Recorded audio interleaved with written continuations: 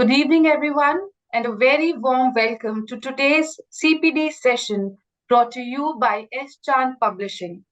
I am Shikha Sharma, and I'm delighted to host this session focused on one of the most relevant and future ready skill areas in education today, that is, building financial literacy in young learners. As we know, financial literacy isn't about numbers, it's about preparing children for real life. It combines mathematical thinking, decision making, values, and confidence. And today's session will show us how to introduce these concepts to students in meaningful, age appropriate, and engaging ways. During this session, we will learn how to introduce financial literacy to young learners with confidence, practical strategies, and classroom ready activities. Ways to help students understand concepts like saving, budgeting, and financial decision making. How to lay foundation for lifelong financial well-being. We are honored to have our speaker of the day with us, Ms. Pam Leonage, the CEO of Money Prep, an internationally recognized financial education organization. Ms. Pam has personally taught financial awareness to thousands of young learners across the world. Her approach blends her professional experience in financial services industry with fun, storytelling, and interactive learning to ensure that students not only understand money but also connect with it in real and practical ways. Welcome to the session, Ms. Pam. Before we begin, a quick housekeeping reminder. Participants will be muted throughout the session. Please ensure you have a pen and paper to note important information. The chat box will only be enabled during the question answer round and as required by the speaker. To receive your e-certificate, please fill out the feedback form that will be sent to your registered email ID after the session. With that, it is my pleasure to hand over the session to our speaker of the day, Ms. Pam. Over to you. Perfect. Thank you so much for that lovely introduction.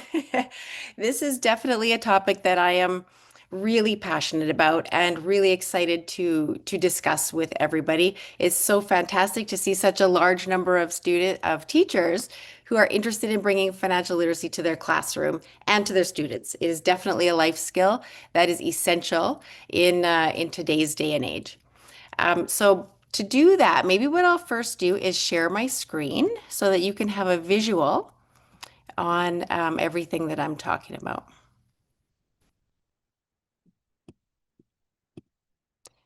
Let me know when you can see. Can I get a thumbs up or is everybody Yes, okay? yes, it is visible. Perfect. We are able Okay, to see. excellent. So I always start every session off with a little bit of background on my history and why I do what I do. And that will give you some confidence in the source of the information that I'm sharing with you today. So my professional background is a mix of the financial services industry as well as the education world. I worked for a very large multinational bank for a number of years and counseled quite literally thousands of young adults and families on how to manage money and how to achieve their goals. And so, in doing that, I very quickly realized that there was a lack of understanding on the basics of money management. And that's when I jumped over to the education side to help solve that problem. So, I chose to reach and teach primary and middle school aged kids because that is the best place to start. We really wanted to start at the beginning of their relationship with money, open the conversation, and help them to develop the right and responsible habits for success. So let's talk about why we're all here. What is financial literacy? Financial literacy is the knowledge, skills, and confidence to make financial decisions and manage money effectively. That is 100% true. But I always add to that definition and go a little bit deeper because financial literacy is also understanding responsible habits and, especially for youth, predicting the consequences of good and bad choices. And I'm going to repeat that because it's super important. Financial literacy is understanding and predicting the consequences of good and bad money choices. This is something that I saw in my professional career in the bank that was all too important. The more that people understand the outcomes of their decisions, the more insight they have to make a more successful choice and make less mistakes. So I always start every session I am speaking on to whoever it is in the world with some truth. I tell a few stories that are real life stories, things that actually happened from my days at the bank. And the reason that I do this is it highlights the need, number one. But number two, I'm sure these stories will resonate with you because money is truly the universal language. So, although we are in different parts of the world and the scenarios might change, the roots of financial decisioning is the same for us all. So, I wanted to share with you a couple of stories. The first story was a young girl who is about 19 years old, and she came into the bank asking about a student loan. So she came into my office and I said, "Okay, so you're interested in university or college?" And she said, "Well, I'm already in university and I did get a student loan and it's with your bank." And I said, "Oh, okay, that's perfect then. Do you have questions about how it's funded or how it's paid back or how it works?" And she said, "No, I know how it works. You know, I asked for the amount that I needed for my university courses, my tuition, and my books. And that amount was granted to me and it was deposited into my bank account." And so I said, "Okay, that's perfect. So then how can I help you?" And she said, "The problem is I used some of that money to go on vacation with my friends.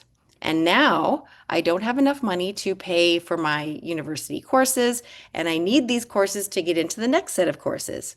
So I'm here for more money." Now, here's a little bit of inside information for you. From the banking perspective, as a lender, they typically look at what's called the three C's of credit. So the first one is capacity. So if I gave her that money, does she have an income or an earning stream, something that's going to help her to pay it back? Well, no, in this case, she was a student, so she wasn't working. The second C of credit is credit score. So does she have anything in her name that's going to prove she can pay this money back, like a repayment history, something like a credit card bill or a utility bill in her name, something to show she's able to pay on time monthly? Well, no, again, she's a student. She didn't have any of that. And the third C of credit is character. So if I gave her that money, does she seem like the type of person who's responsible and who's going to pay it back? Well, she wasn't off to a great start with her decision to go on vacation. So my hands were tied as a lender, and I could not um, advance her any more money on her student loan. So now she is sitting in the office crying because what am I going to do? You know, my parents don't have money to give me. I really need to get into these courses. And she was very, very stressed out. Luckily for her, I did know somebody at the in the financial department at the university she was attending. So we were able to help her to stay in the class and make a deferred payment plan whereby she paid the courses off monthly. But in order to do that, she had to get a part-time job.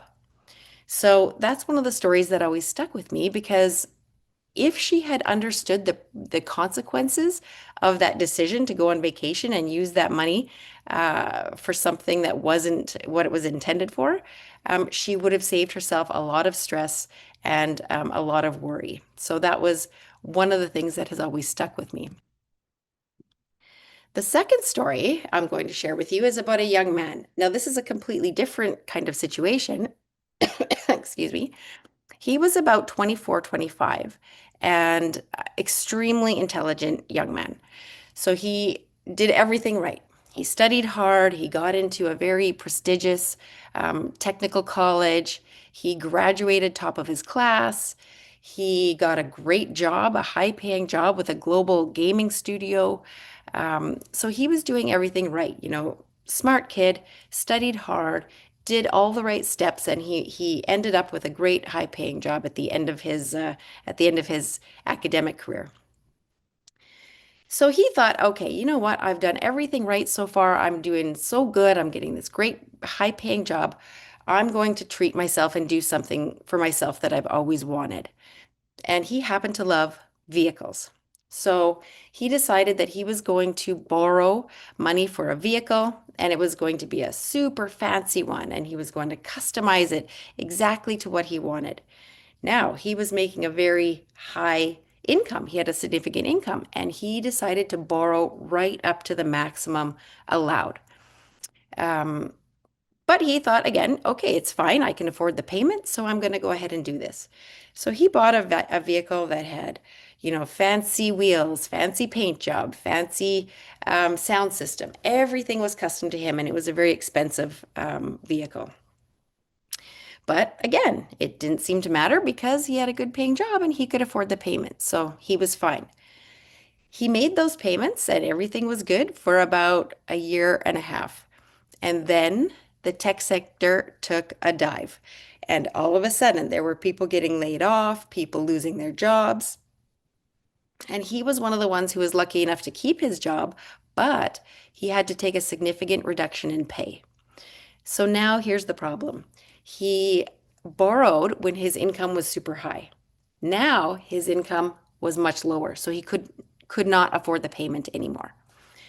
So his first instinct was, okay, I have to sell the car.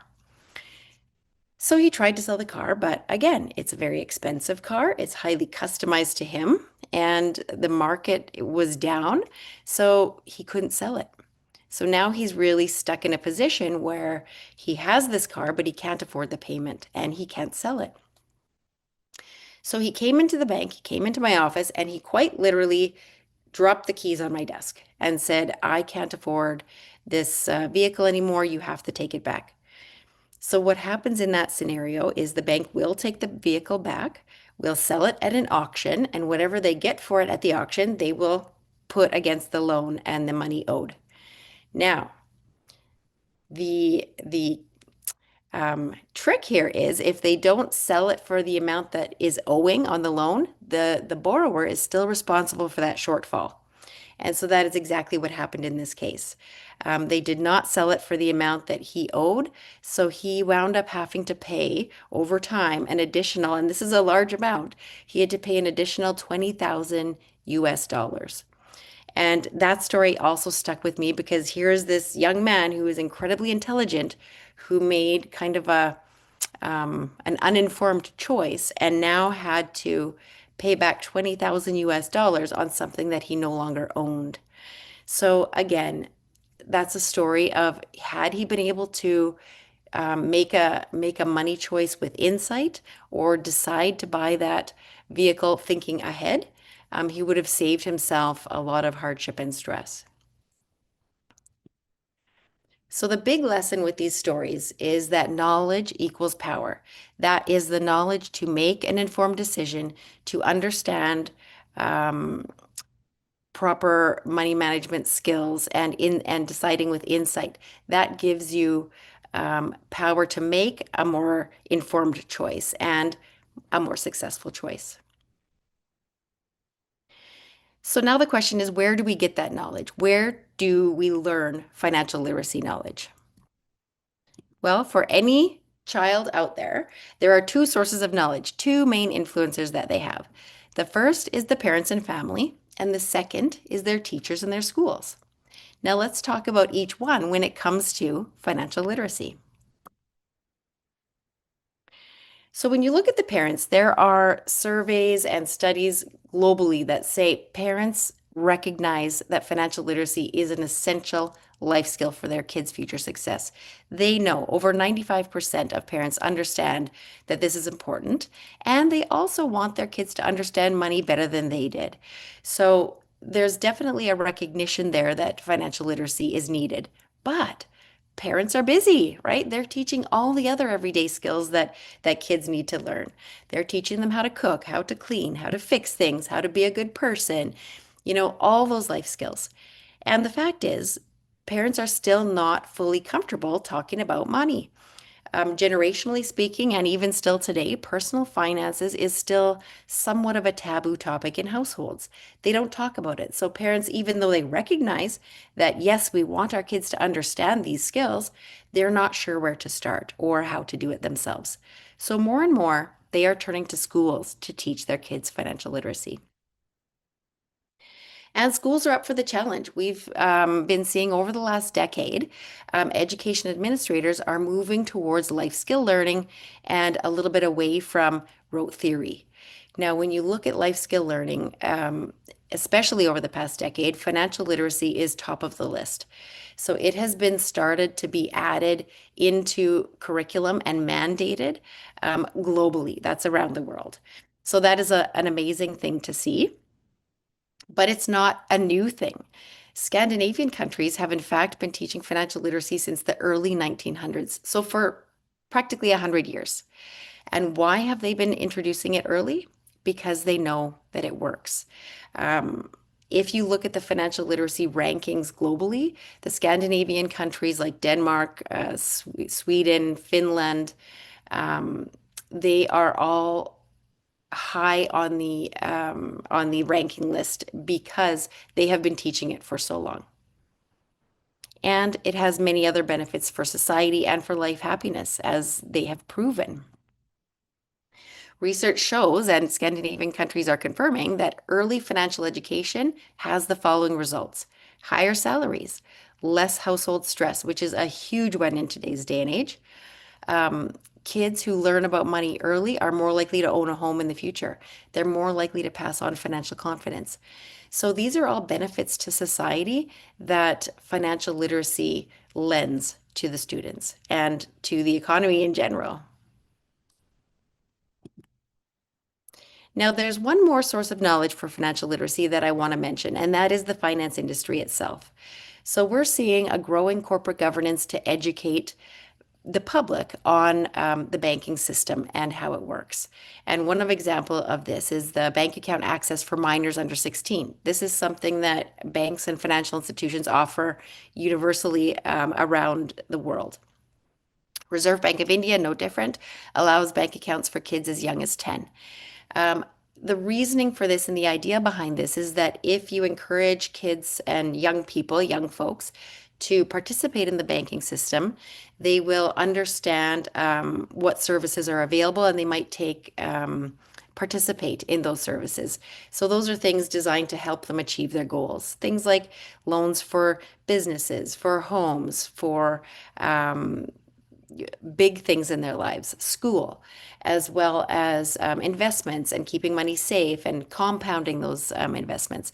So those are services that banks offer that they're trying to show, hey, we can help you succeed. But there are still 190 million people in India that are unbanked. Unbanked simply means these folks don't have access or do not access any banking products or services. So they don't have bank accounts, they don't have credit cards, they don't have loans, investments, anything like that. They're basically cash only, is how they run their lives. And there can be many reasons for that. Maybe they they don't have physical proximity to a bank or institution. Maybe they feel they don't have enough money. Maybe they don't trust banks or they have privacy concerns. All of those are valid reasons for being unbanked. And our job as educators is not to convince those 190 million people to go open bank accounts. That's not what we're here to do. What we're here to do is to ensure that every student that we see, no matter what their circumstance is, no matter what their background is, have access to money management skills that will help them in their everyday, whatever that looks like.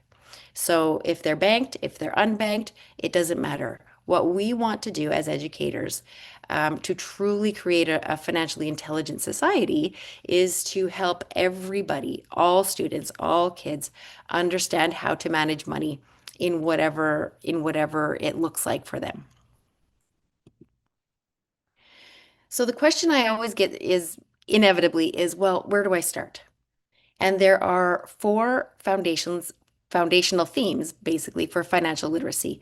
If you teach your students lessons from these four themes, you will be helping them to become more successful with their decision making. The first one is understanding currency. So this is cash and technology. I always say cash is the best place to start because it's what helps the kids visualize value and visualize transactions. So cash is important for them to understand denominations and transactionally. But it's also important to understand technology. In this day and age, we are moving towards, the world is moving towards a cashless society. There are many ways to move money around, mobile wallets, different ways to pay for things, different ways to access money using technology. So they also have to be aware of where technology is headed and how to use that technology to their advantage. Probably the most important foundational theme for financial literacy, true financial understanding, is spending wisely. When I think back to those two stories I shared earlier, those both could have been avoided or prevented had those people understood how to spend with some insight, how to compare products, how to think before they spend, how to work through the future consequences of their decisions. So spending wisely is very important. Another foundational theme is the savings mindset. Now, this is just what we want to encourage kids to start learning and to start having as a habit is saving. So no matter what they earn, no matter when they earn it, what we want them to start having in the back of their mind is, I have to save some. It doesn't have to be a whole lot. It just has to be started as early as possible. So we really want them to understand that savings is a part of earning. The last foundational theme is the tracking practice. So this is also very important because for us to make insightful decisions about money, we have to understand where we're at. So if you have a bank account, if you have a piggy bank, you have to know what's in it and you have to keep track of how you're spending and evaluate that spending. So tracking practice is simply keeping a record of what you're earning, what you're spending, and how you're spending so that you can evaluate that and make more informed choices. Now, how do I teach it? This is the next question that I get. And you do not have to be a financial expert. You don't have to be an ex-banker. You don't have to have a finance degree to teach financial literacy, especially to kids. It's not hard. What I say is I incorporate these principles to really try to create value with the learning. The first thing I always say is teach it as real world math. That's a great place to start. So if you can incorporate money into your math lessons, it helps them to understand not only how to apply math in the real world, but it illustrates how it's used in the everyday. I say make it relevant to the students every day. So if I am teaching grade 3 and 4 students, am I going to use an illustration like candy and toys, or am I going to use an illustration like car repair and insurance? I'm going to talk about candy and toys, something that's relevant that they can picture, that they can understand easily. Use real life examples. As much as possible, I always say with financial literacy, bring the outside in. Talk about the grocery store. Talk about sales that they're seeing. Maybe there's a buy one, get one. Maybe there's different times of year that offer incentives. Maybe there's billboards outside that they're seeing things advertised. Could even be banking products. Use the outside and bring it in. Make it interactive. So this is something that from my years of teaching in the classroom, I know as well as all of you know, the more that the kids participate in the learning, the more that they're going to take out of the learning. So I always try to ensure that everything that we do when it comes to financial literacy, because it is a life skill, I try to make it as real life as possible and as active as possible. So very hands-on. Discuss it openly. So, as I mentioned earlier, financial literacy is one of those topics that can sometimes be closed off and is not as open as it should be. For kids to truly get confidence with this topic, they need to be able to discuss it openly and safely. And so school is a great place to do that. So I always leave the question and answer open and sort of an AMA, ask me anything. The last thing I always say is no assumptions. Never assume that kids have even the base understanding of money. And this goes for any age, actually, even young adults. Never assume that they have a base understanding of financial or money management at all. And I learned this one time in a grade 2 classroom.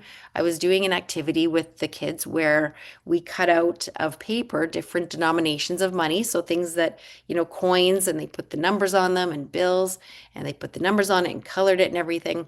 And then they had a price tag, and they were using the paper money to kind of manipulate, move it around, and add it up to make the sum of the price tag. And there was one young boy who was really struggling with this activity. And so after talking to him, I learned that he had never seen cash before. And I was surprised at that. I thought, well, I can't believe that he's never seen cash. But when you start thinking about it, it made sense because his parents did a lot of mobile wallet, ATM kind of stuff, online ordering. Everything was automated for that family. And so he didn't really see any cash. And so that's why I always say now, no assumptions. I don't assume anything. We always start at the beginning and keep it simple. Now, that being said, how do you incorporate it into your everyday? Money loves math. We all know that. Over 80% of teachers are using math class to bring financial literacy to life. And this is how they're doing it. They're doing currency first. So best always to start at the beginning. So counting cash values, understanding and visualizing money transactions. You can also bring money into math with everyday word problems. And again, this is really important at visualizing transactions. So, and again, keeping it age appropriate. So maybe, you talk about something like Minu and Vinesh went into the store. They wanted to buy products A, B, C. They had this money X, Y, Z. Can they buy it? How many can they buy? Those types of word problems, especially the 2 or 3 step ones, are great for them to start understanding how to work through decision making in the real world. Math functioning. So we teach about estimating, we teach about percentages, we teach about, adding and subtracting. These are all math functions that can be used or can be illustrated in the real world with sales, discounts, grocery store. I'm buying all these products. How much approximately is that going to cost? Estimating the taxes, those kind of things. So that's a good way to bring money into math as well. And then as the kids get older, you can go into the deeper concepts like interest and taxes. And again, this is a percentage, a great way to illustrate percentages. Taxes is a wonderful lesson for kids to learn. If I earn this much, I don't get to keep that. I have to pay my taxes first. So understanding how to calculate that out. Now, that being said, I always put a caveat on using math because that is a great place to start bringing financial literacy in. But true financial intelligence is so much more. It's about the decision making, it's about the insight, it's about the responsible thinking, the process of spending and saving. It's about much more than just the math. And so I always say math is a great way to start, but to really build behaviors that are going to give these kids success. My challenge to you as a teacher is every time you bring money into a math context in a lesson, ask yourself the following. What is the real world application of what we're doing of this lesson? And what is the habit or understanding that we're teaching? If you can get to the real world application and just highlight it or illustrate it with discussion after the math, that's when you're getting to the true heart of financial literacy, and that's where we want to get to.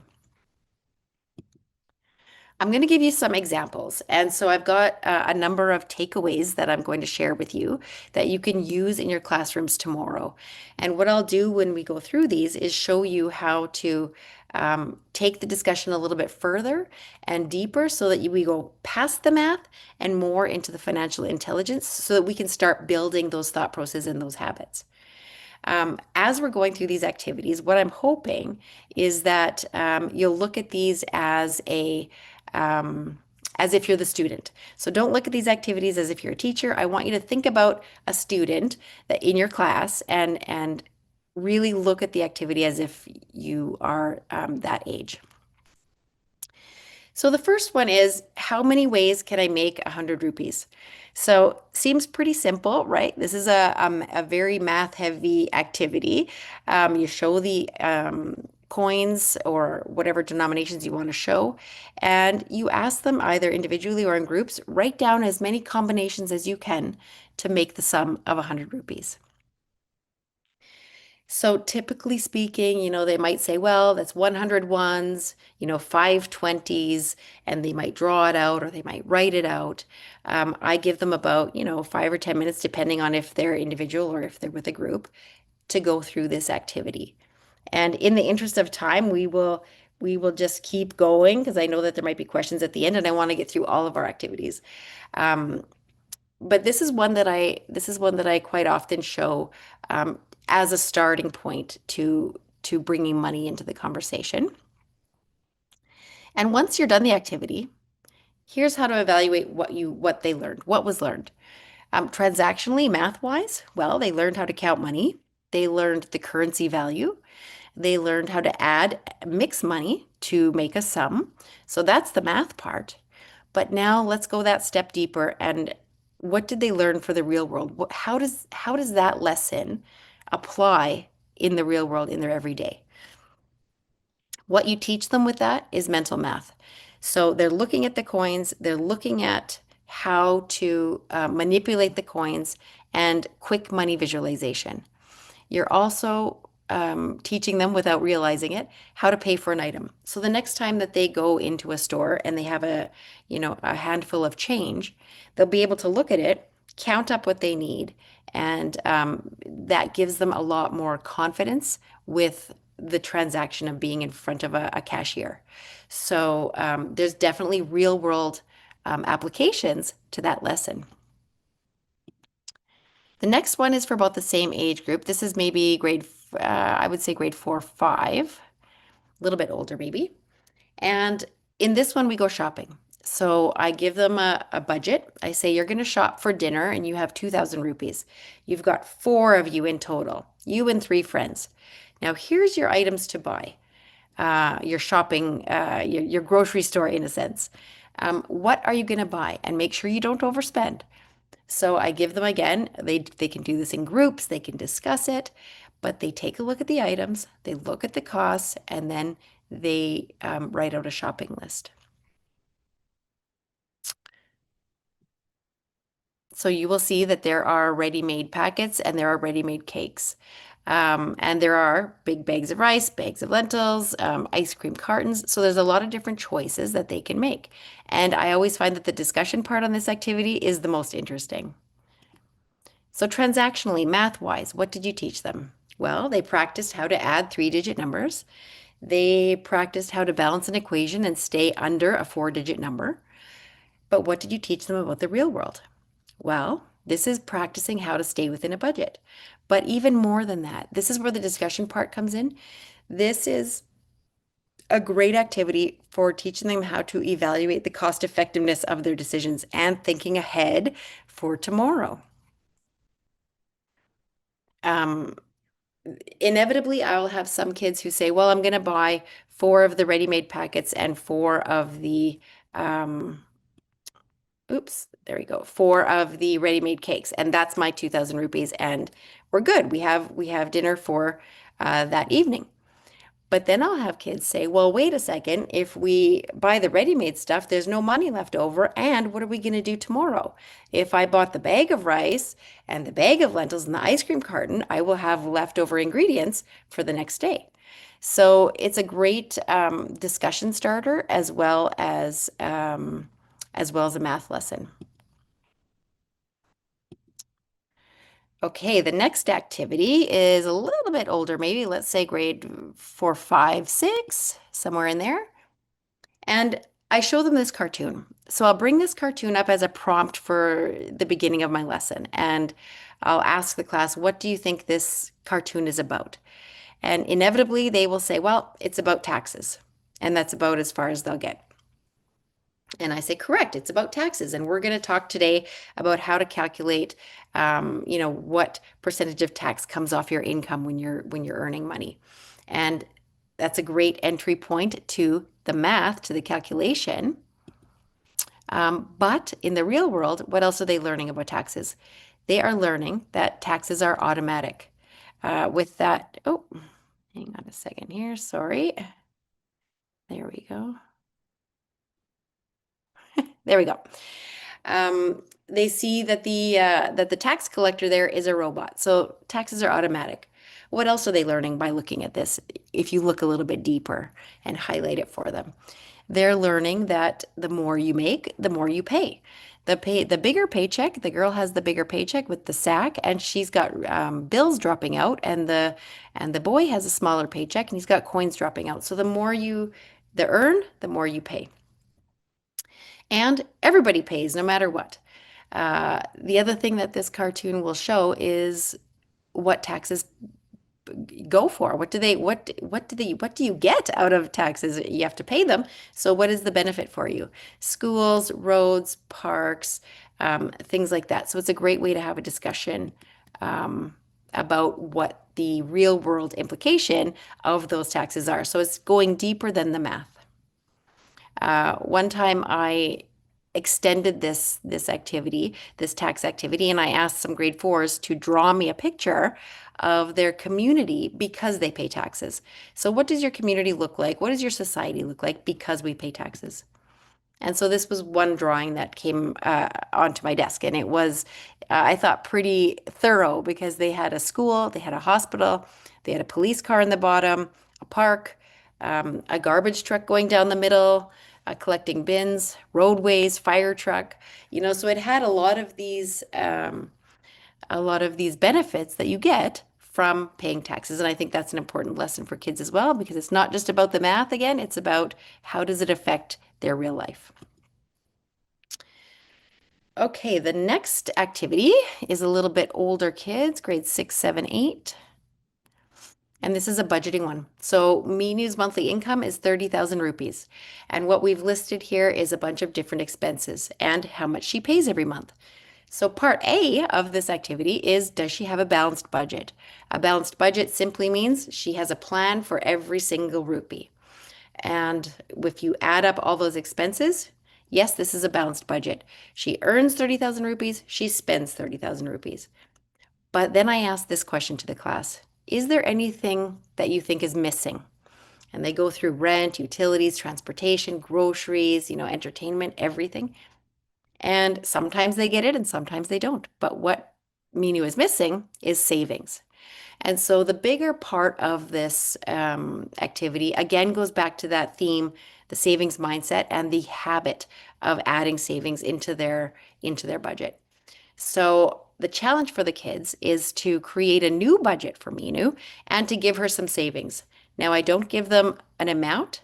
They can choose the amount that they think is reasonable for her to work into her budget, but they have to realize that when you add savings somewhere, it has to be taken from somewhere else.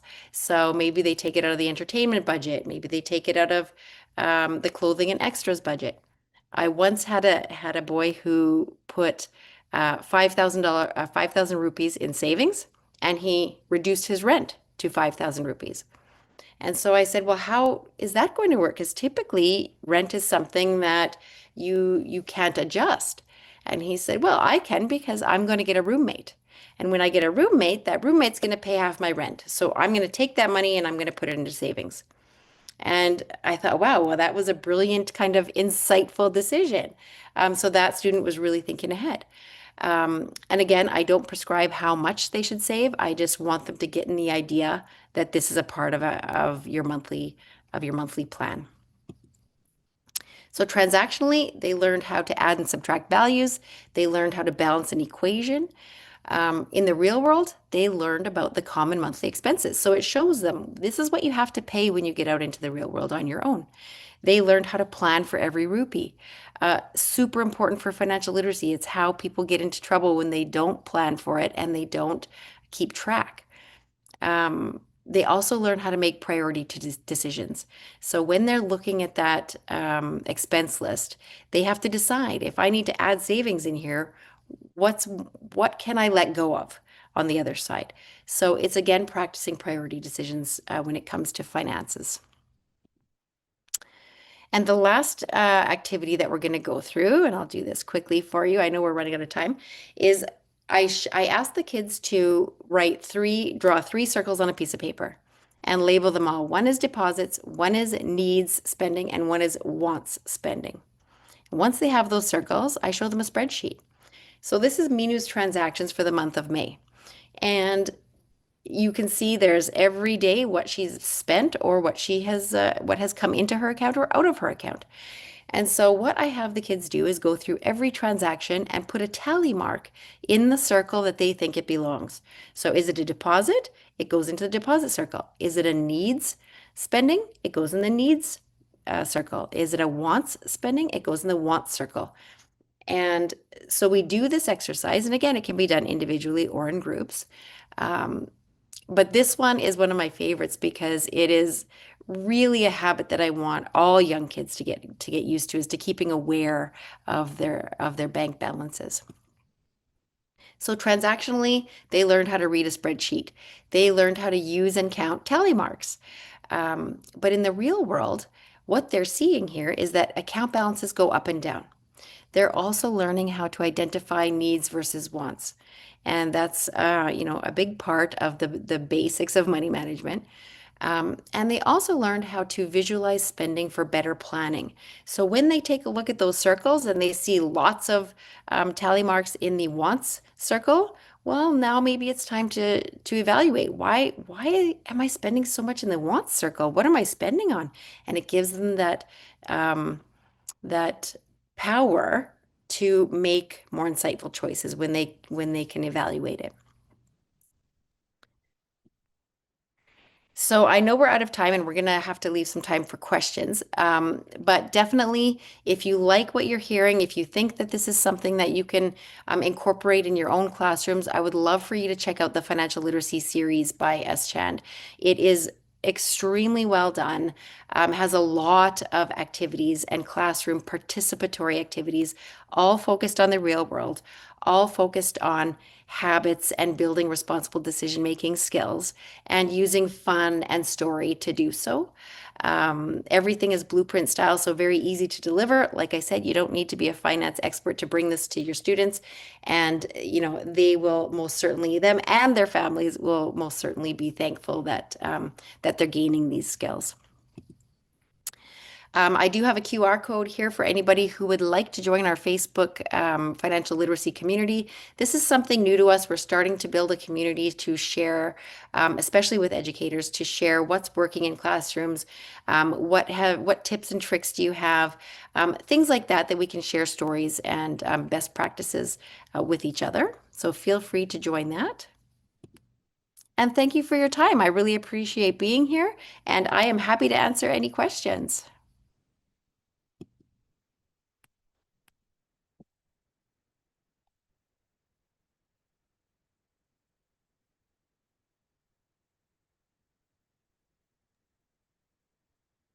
Participants can write their questions in the chat box. We'll take it from there, please. Participants, to get your e-certificate, please don't miss out to fill the feedback form. So on Monday you will be getting an email with the feedback link. So when you will be filling the feedback form, you will be getting your e-certificates. Don't worry for that. But do not forget to fill the feedback form to get your e-certificates. Thank you so much, everybody, for participating. This is a very passionate topic for me. I love talking to educators around the world, and I am super happy that you're all interested in financial literacy for your students. It's a great life skill to learn, or an essential life skill to learn, and I applaud all of you for bringing that into your classrooms and empowering your students with those skills. So, ma'am, we have a question from one of our educator. Like, with this discussion, how can we make them aware money is not everything? Yes, that is 100% a great question, and I talk about it all the time to kids, because money is a part of a successful life, but it is not the most important part of a successful life. You can have, you know, often in the lessons I talk about the fact that this is one kind of component to life, but not the most important one. So, always in the needs and wants, we talk about, again, we never assume. So, we don't talk about encouraging kids to do anything that is super expensive, money focused, image focused, nothing like that. This is more just about managing what you've got. But we definitely keep that focus in all of our lessons about the importance of life and how this is only one small component. One more question we have, ma'am. Can we extend this topic to a kindergarten class group too? If so, what Yes. examples could be given? Yep. I have taught money to kindergarten. The best place to start with kindergarten is visualizing the cash. So, one great activity for kindergartens is they'll understand the basics of money, like you need it to buy things and everything. So, you can set up a pretend store and they can start, drawing out money and just trading it for items, things like that.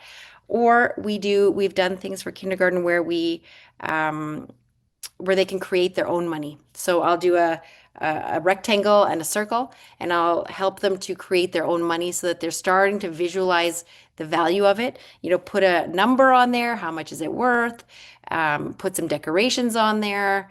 Put an important person or important place on there so that they're starting to equate what real money looks like and sort of it helps them to sort of internalize, I guess. That's the best place to start with kindergarten is just looking at money, seeing it, and understanding that we use it to buy things.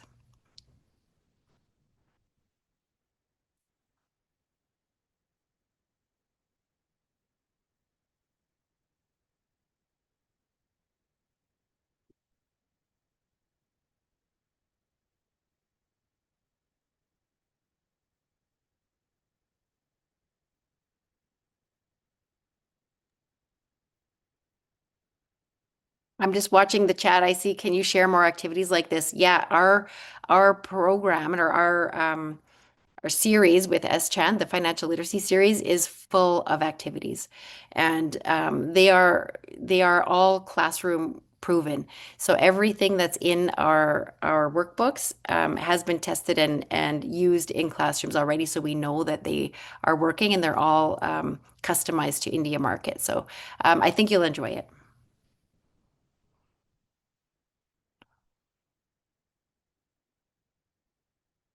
Content for classes 9 to 12. We are working on some higher level secondary market series, but right now our focus is on the primary and middle school.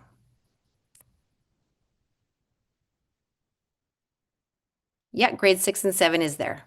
It's this program with S-Chand is for grades 3 to 8.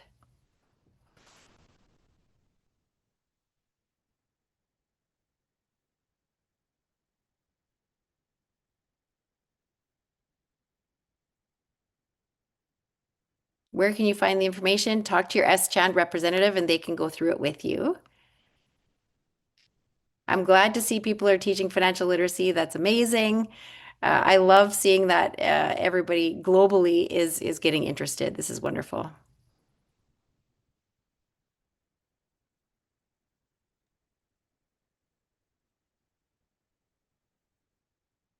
You're You're very welcome. I certainly enjoy spending time with fellow educators and sharing my passion.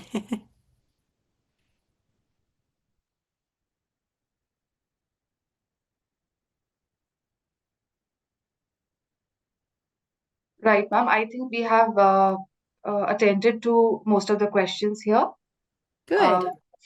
yes. So thank you so much, Miss Pam, for such an insightful, engaging, and practical session. Today's Yeah. session helped us see financial literacy not as a complex or a specialized subject, but as a life skill that every teacher can nurture in students right from the primary years. The strategies, activities, and approaches shared today will certainly empower us to help learners make smarter choices and build financial confidence early in life. To all educators joining us today, we hope you feel encouraged to start small, money making conversations meaningful and help students build habits that will support them throughout their lives. Thank you once again to our speaker and to everyone who participated. We'll see you in our upcoming continuous professional development sessions on 6th and 20th of December. Have a wonderful day ahead. Good day. Thank you.